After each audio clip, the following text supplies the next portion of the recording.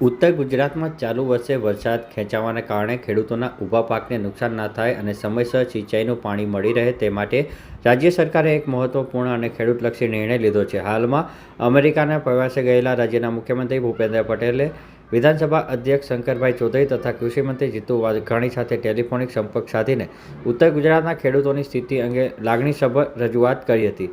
તેમણે સુજલામ સુફલામ યોજના અંતર્ગત સિંચાઈ માટે તાત્કાલિક પાણી ઉપલબ્ધ કરવા માટે અનુરોધ કર્યો હતો.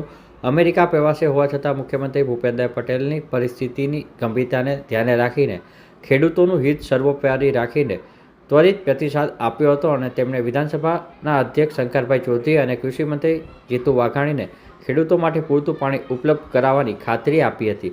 આ ખાતરી બાદ 20 ઓગસ્ટથી રાજ્યના ઉત્તર ગુજરાતના ખેડૂતો માટે પાણી સુજલામ સુફલામ યોજના અંતર્ગત છોડવામાં આવશે. જે અંગેની માહિતી જે છે તે 19 ઓગસ્ટના સાંજે 6 વાગે આપવામાં આવી હતી.